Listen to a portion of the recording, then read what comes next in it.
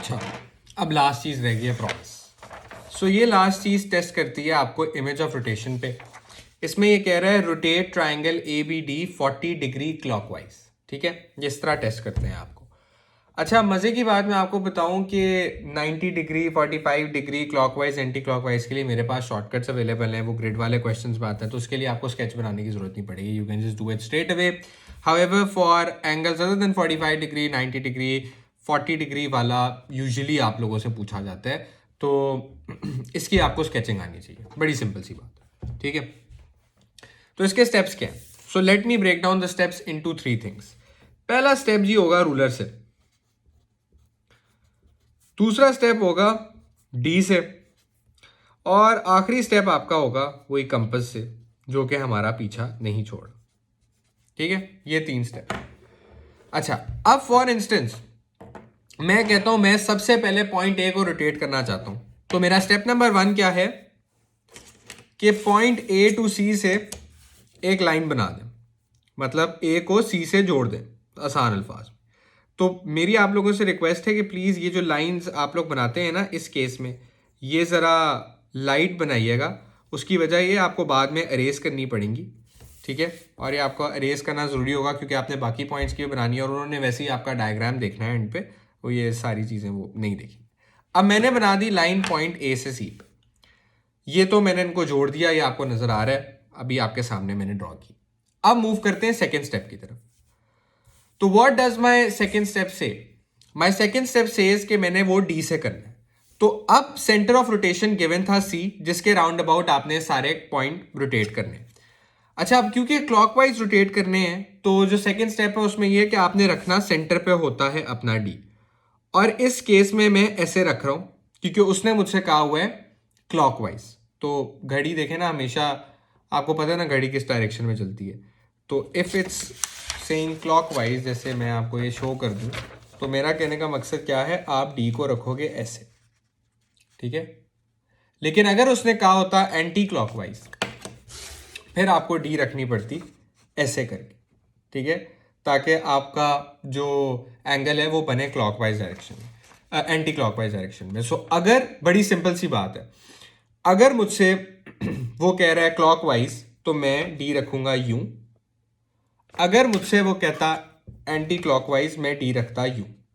सही है, तो यहां आप रखें डी, यह आपका 0 एंगल है, यहां से एंगल देखना शुरू करें और बना दें लाइन 40 पे। यह आपका 0 है, यहां से आप देखना शुरू करेंगे और तब तक जाएंगे जब तक 40 नहीं आता। सो अभी यही एग्जैक्टली चीज़ मैं करने लगा हूँ। ये देखें, यहां पे मैंने रखी डी अपनी पॉइंट सी के ऊपर,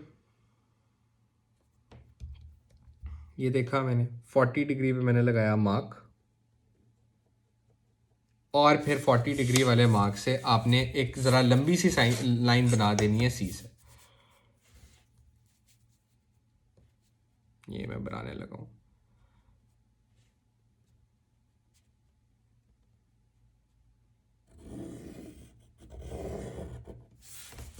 ठीक है, तो ये हो गया। इसको फिर एक बार काउंटर चेक कर लें कि ये 40 है कि नहीं है। तो ये मेरी बिल्कुल 40 डिग्री आ रही है।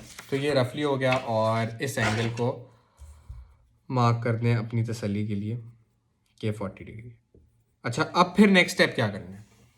फिर नेक्स्ट स्टेप क्या करना है?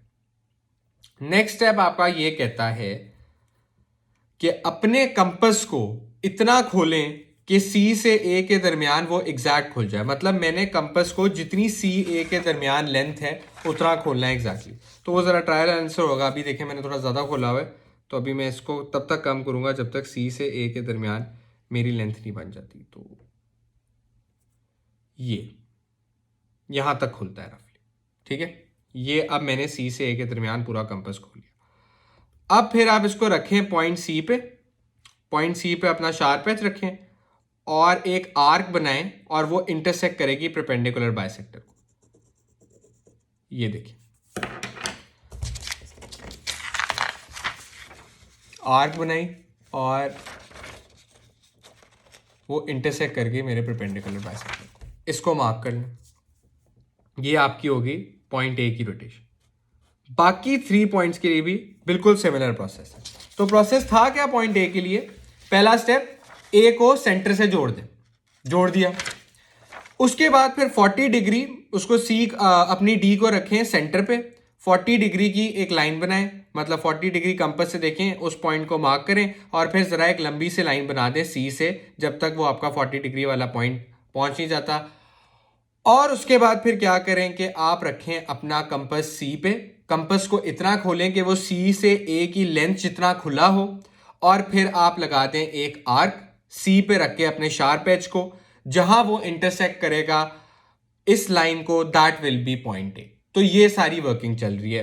अभी मैं बाकी बी और डी के लिए भी करूंगा, चीजें क्लियर हो जाएंगी आपके लिए। तो अब ये आपने सब कर लिए, तो उसको जरा अरेज कर दें। इसलिए मैंने कहा था कि आपने काम करना है कि लाइंस लाइट बनानी है, वरना आपके लिए मसला होगा।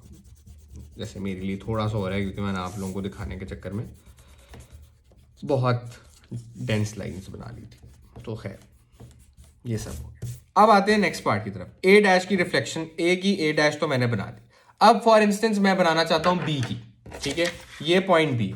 तो पहला स्टेप क्या है जी, बी को सी से जोड़ दें, ठीक है। बी को सेंटर ऑफ रोटेशन, जिसके राउंड अबाउट से रोटेट करने को कहा हुआ है, वहां से एक लाइन बनाएं और इसको जोड़ दें। मैंने बना दी, ठीक है, ये लाइन बन गई। अब फिर क्या काम करना है, वही सारा काम है। रखें सेंटर पे, ये सी पे रखें अपनी डी, और क्योंकि आपको मैंने क्लॉकवाइज एंटी क्लॉकवाइज पे कैसे रखनी है, क्लॉकवाइज पे कैसे रखनी है वो बता चुका हूँ। यहाँ पे अगेन फिर वो बना दें 40 डिग्री वाली, कि 40 डिग्री देखें अपनी डी से और मार्क कर दें, ठीक है। और फिर लाइन बना दें, कनेक्ट कर दें पॉइंट सी से।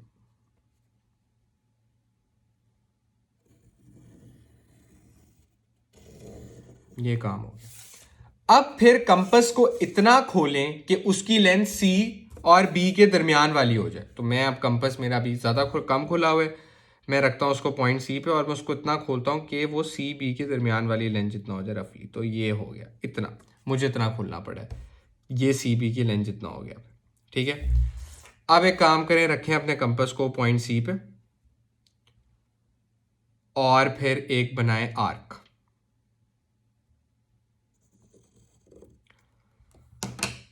हाँ जी, मैंने आर्क बना दी।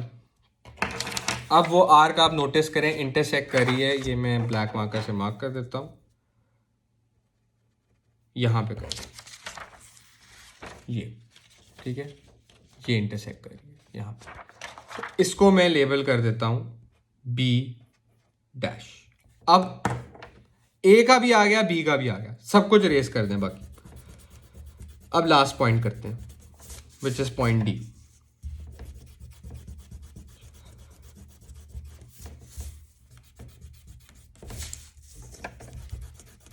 ठीक है, अब पॉइंट डी कैसे करेंगे जी? हाँ जी, पॉइंट डी कैसे करेंगे? पॉइंट डी को जिस तरह करके करेंगे कि पहला स्टेप तो यही है कि डी को सी से जोड़ दें, ठीक है, डी को सेंटर से जोड़ दें, कर लेते हैं, कोई मसला नहीं। ये एक लाइन बन गई रफ से, डी को सी से मैंने जोड़ दिया। अब मेरा नेक्स्ट स्टेप क्या कहता है, रखें सी पे। अब यहाँ पे मैं फिर वो एंटी क्लॉकवाइज और क्लॉकवाइज वाली बात रिपीट कर दूं। ये आप लोग लाइन देख रहे हो, ये सी से डी वाली लाइन है, ठीक है, ये सी से डी वाली लाइन है। तो अगर तो उसने मुझे क्लॉकवाइज कहा हुआ है, जो कि उसने इस पर्टिकुलर केस में कहा हुआ है, मैं अपनी डी को रखूंगा इस तरह करके। अगर उसने कहा होता एंटी क्लॉकवाइज, मैं अपनी डी को रखता इस तरह करके, ठीक है। तो ये आपने बात याद रखनी। So since keeping it in the clockwise direction, ये now what I have to do is I have to mark a 40 degree. ये मैंने मार्क करता हूँ अब 40 डिग्री करके, और इसको एक बड़ी लंबी सी लाइन से जोड़ देता हूँ।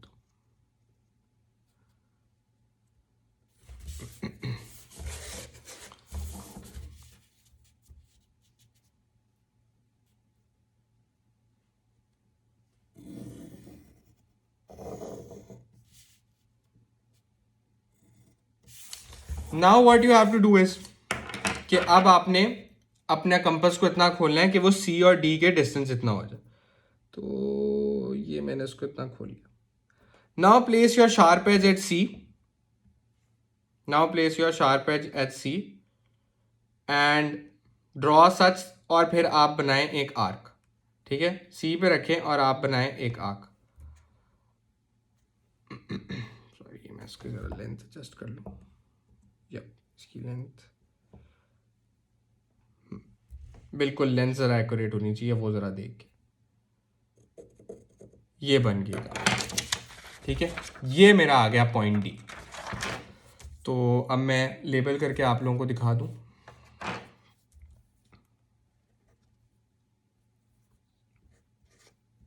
तो हुआ सीन क्या, ये मेरा हो गया ए डैश, ये आ गया बी डैश, और ये आ गया डी डैश। ठीक है, now I will simply connect them.